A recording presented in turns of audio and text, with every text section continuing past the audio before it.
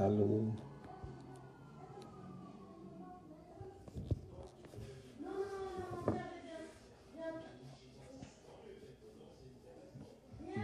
Bonjour Congolais. Bonjour à tous. Bawe na balalite to bawe ba tuko la muka.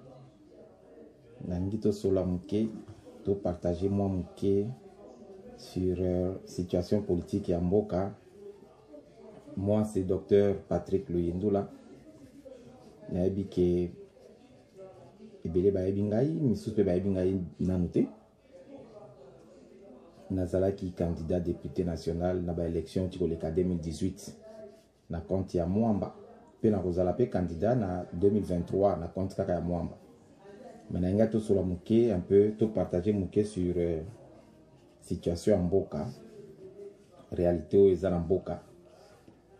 Dans une mois minute muke na tiki bana na koti kuna chambre na bango pona to na kima bango to sola muke na bino to partager sur situation mboka.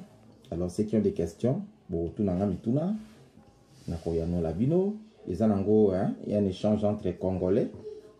Donc je n'ai fait aucune préparation pour nango, donc tout solo là o nazo kanisa na ebisa bino o bino pe zo kanisa bo ebisa ngai. Alors d'entrée de jeu boyebi bino nyonso ba élection ndenge lekaki. Tozongi la ngosi maté, toyebi ndenge ba élection lekaki, ba condition lekaki. Na minute oyo, nous avons un pouvoir en place na mboka. Oyo ekambami na ndeko Félix Tshisekedi, Félix Antoine Tshisekedi. Yende mutaza kamba mboka mikolo oyo. Et puis boyebi ngai nazalaki moko ya ba candidat député na compte ya Lamuka. Naza moko ya ba oyo to soutenaki candidature ya le président Martin Fayulu Madidi. Et kaka ndenge na lobi boyebi ndenge ba élection lekaki tilelo to yebite nani penza a gagné maponomi wana to yebite. Mais to yebi ke na minute oyo mboka za okambama na ndeko Félix Antoine Tshisekedi. Na elike na biso ezali to ezalaki que ndeko Félix Tshisekedi eraza kozwa pouvoir wana akosala effort asangisa ba Congolais nyonso esika moko eliki na biso ezalaki bongo pe ezaka ka bongo asangisa ba Congolais nyonso esika moko po aza mwana mboka. Il vient de l'opposition aza parmi bato babundaki penza pour que pouvoir wana ikende biso yo Luyendula toye kokota na bitumba wana peut-être ngonga ya mwa suka. Mais bango ba bundi penza pour que pouvoir wana kende lelo ba élection eliki na nenga flou et azoka mamboka eliki na biso ezali asangisa ba Congolais sika moko na kozongela likambo yango un peu moi si mamuke. Alors boyebi bino nyonso que depuis ndeko Félix azui pouvoir ezana ba action oye azali kosala ba idée azali kobimisa en tout cas. Pour ma part, dans les réseaux sociaux, la plupart des idées sont vraiment malamu. Parce que j'ai fait la. Dans un moutou oyo, j'ai une idée oya kosala makamu na lulenge mususu. Faisons les choses autrement. Et là, qu'est-ce que c'est? Oya malamu, il faut qu'on le fasse malamu. Oya mabe, il faut qu'on le fasse mabe. C'est ça, faire les choses autrement. Donc ça, les sous-politiques étaient oyo que oignon sur à côté qu'on est à la cam malamu, oignon sur à côté aux à la cam mabe. Oza malamu, oza mabe, oza mabe. Yango pe na lobaki pe na lobaka yango toujours que le fait que toyebi ba résultat normal oyo ya ba élection te seni abimisi des résultats détaillés te ezali mabe mingi yango nde ezali à la base ya kokabwana ya peuple lelo. Donc tout le monde pense qu'il a gagné les élections, tout le monde pense qu'il a perdu les élections. Donc ezali malamu te. Yauna lobaki pona ngai na eliki ezali ete ndeko Félix Tshisekedi ndenge azali le garant de la concorde nationale yangwana ezali kosenga seni abimisa ba résultat détaillé soki yemto a gagné maponomi mais eza kaka yete mais soki yete wana nde komilika mususu wana komilika mususu le fait akolinga te ke seni abimisa yango ya kosenga seni eloko wana te ezali eloko ezo kusenga ke ezo sala ke peuple lelo za la unité. Boyebi makambo leki na crash avion uti ko salema bino so boyoka ki yango biso so yoki yango. J'ai présenté mes condoléances au président de la République pour appel de ma proche na mingi. Na présenté mes condoléances na ngai na présentaki. Condoléances na ngai pa ba famille o baza éprouvé hein ko bungisa mutu ezali eloko mokete hein. Et puis na présenté ba condoléances na ngai na peuple congolais mobimba. Ba oyo ba landa nga na réseaux sociaux batanga ki yango. Mais tout ce kaka wana te, il faut que nous puissions tirer les conséquences des choses qui arrivent. Alors, na ko anticiper na ba enquête te, hein, na ko anticiper na ba résultat enquête te, ba lui ba enquête za ko seulement bon, nous souhaitons ba enquête dans boka toninga zalaka. J'aurais souhaité et je souhaite que enquête wana ezala une enquête aussi internationale parce que boyebi na mboka na biso wana so bani ba bombelo likamba bombela yo hein. Et surtout que ata ce pouvoir échanger biso nyoso toyebi awa ke pouvoir wana échanger penza te parce que ba institution nyonso ezana maboko ya bato yo ba il fallait ba kende bazana ba institution nyonso maboko.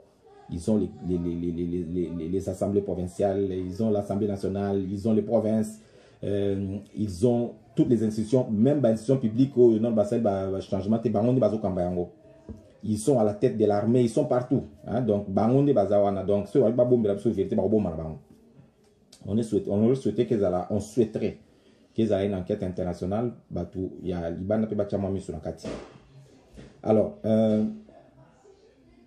likama oyeli biso wana il faut tirer ba conséquences ngai conséquences ya liboso za lini pour naza ko mona batu mingi na ba réseaux sociaux baza ko loba en tout cas il faut peuple to sangana parce que mboka ezuke na libunga ba misusu kutu baza ko loba ke il est possible que eloko wana za la coup ya ba partenaire o bazana Félix lelo ezaka ka batu ya pamba baza ko loba ngote même Herman Cohen mutu munene wana to yebi ex ambassadeur wana américain il l'a dit.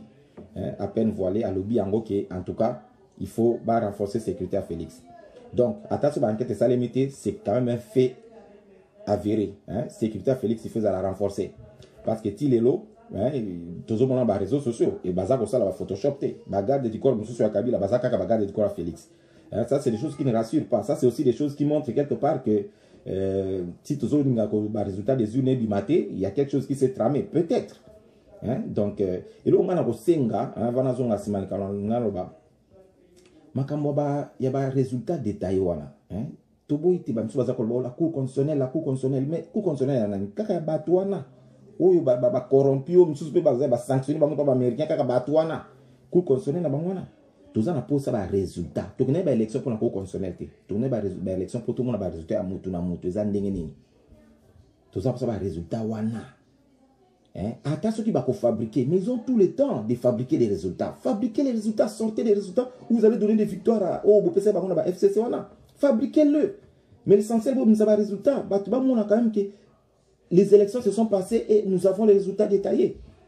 Vous fabriquez, attends vous fabriquez. Mais évitez de pour tricher pour vous moi trichez, faites des résultats parce que vous êtes habitués à tricher. Vous trichez, vous avez des résultats, il y a vous fabriquer. L'essentiel, c'est que tout le monde a quand même des résultats à publier. Alors, dans une il y a sécurité à Félix Tshisekedi. C'est vrai, ce qui vraiment sécurité n'est pas en danger, en tout cas, il faut peuple, tous à la unie. Pour ça, on a vu ces ailes sous-soutés, tout compter les héros nationaux. 1, 2, 3, 4. Vous avez héros nationaux belé, il y a un champ de bataille, il y a qui caractère qui est le développement. Ça n'a aucun lien. Le nombre d'héros nationaux et le niveau de développement, il n'y a pas de lien. Atteindre que Félix a kolobaki, il y a prêt, il y a sacrifier vie naïe pour la paix à l'est. Il ne peut pas sacrifier sa vie pour un événement. Il faut sacrifier sa vie pour des valeurs. Quand je dis sacrifier sa vie pour les valeurs, et puis quand on a des valeurs, il a dit que les valeurs n'ont tiki. Si tu veux sacrifier ta vie parce que par exemple, la valeur aux Anango, c'est respecter la parole donnée pendant la campagne.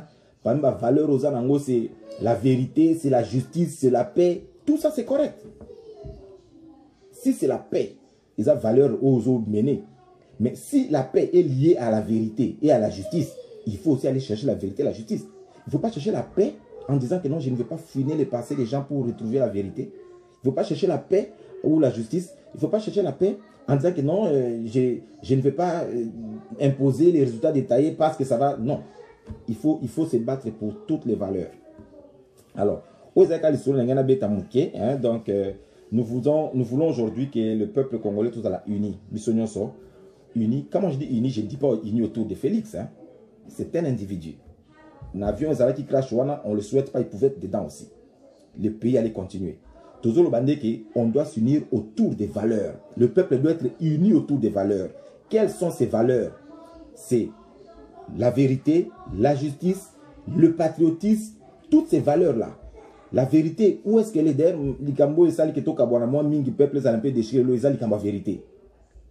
La vérité, elle est où? À Genève, parce qu'il y a des gens qui veulent savoir la vérité de Genève. Ceux qui connaissent la vérité de Genève, sa vérité en Genève. Il y a Genève. Ceux qui ont changé le comment le lot est changé. Ceux qui vérité il y a la vérité des unions élections. Sa vérité des unions élections. Comme moi non aussi. Tout le monde a vérité des unions élections. Faisons tout pour que nous puissions revenir un seul peuple. Ceux qui t'ont réussi qu'on revenir un seul peuple était, en tout cas, on sera toujours en danger en tant que peuple. Et même Félix Tshisekedi, c'est un message que je lui lance, et je lance aussi à ses partisans. Ce qui Félix Tshisekedi a sali est forté pour que un peuple autour naïe et qui se contente seulement des partisans naïe ou basé d'accord avec la coalition, comme j'ai entendu dire Jean-Marc Kabound et puis Augustin Kabouya.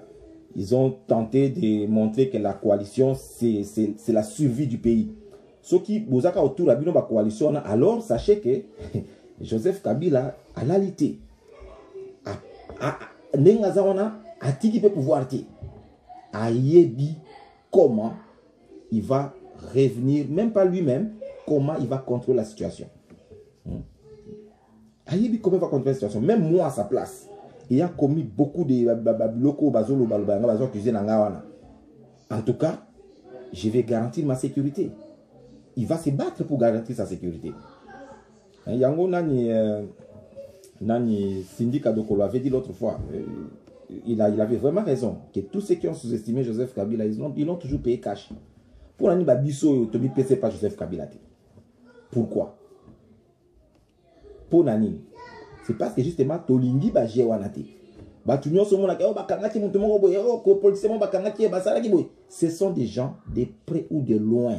Ils ont flirté avec ces gens-là. Quand vous avez de près ou de loin flirté avec Joseph Kabila, na cas de trahison, au Mabe. Au Mabe en cas de trahison. Joseph Kabila a kangaka Etienne Tshisekedi, paix à son âme, non, il lui a kangaka été pas. Pour attirer le flirté n'a été. Bah on y a flirté n'a a mené au cas vidéo en cas de trahison. Donc, ce qui le lot, Félix Salaki deal na Joseph Kabila. Je dis bien ce qui Félix Salaki deal na Joseph Kabila. En tout cas, soit à retirer na signature na ye, soit alors à respecter Dilouana très bien. Qui ne pense pas qu'il va rouler Joseph Kabila. Au rouler été. Au rouler Joseph Kabila té. Tu ne vas pas les rouler mon frère Félix Tshisekedi.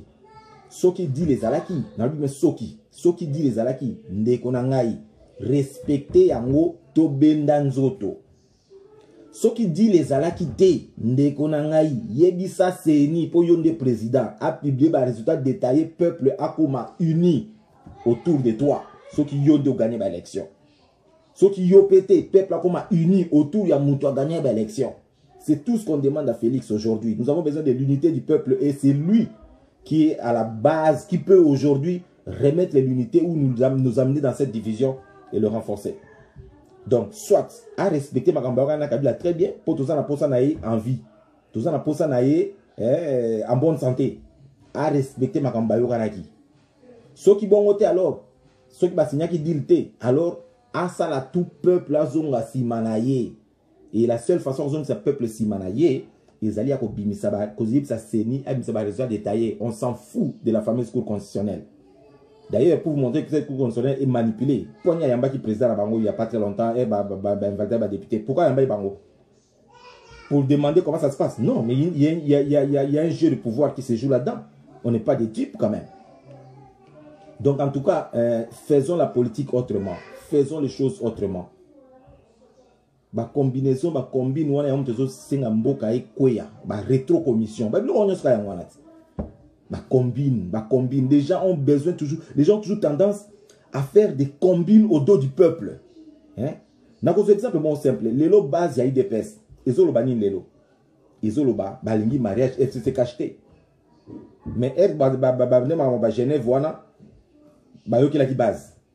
Mais elle ba basé en opposition. Mais est-ce qu'on va comme la pouvoir? Bazo que les sous base té. Ba ni qu'on est base ndé et yo que la moi 2-3 individus moko o bazu ba casé ba na mangeoire quelque part.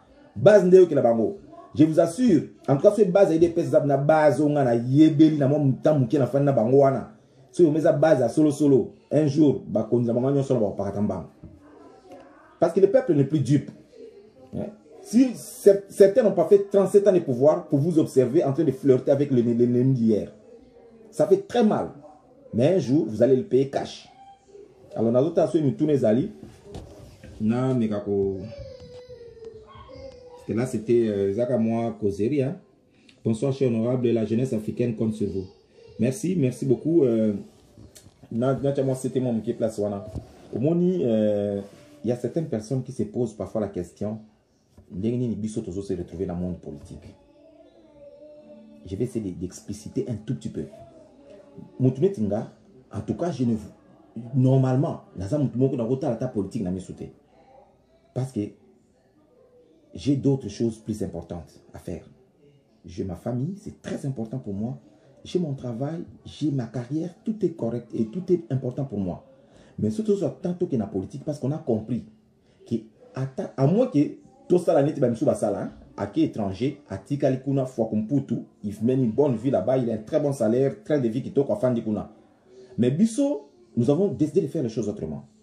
Tolobi, il faut aider Nimbo Canada. Quand nous regardons les dirigeants des pays où nous sommes, là je suis au Canada, quand nous regardons les dirigeants des pays où nous sommes, ils ne sont pas extraterrestres. C'est seulement des hommes consciencieux, sérieux qui se retrouvent à un certain niveau de commandement. Mais tout le temps, il n'est pas en tout cas dans la plupart des cas.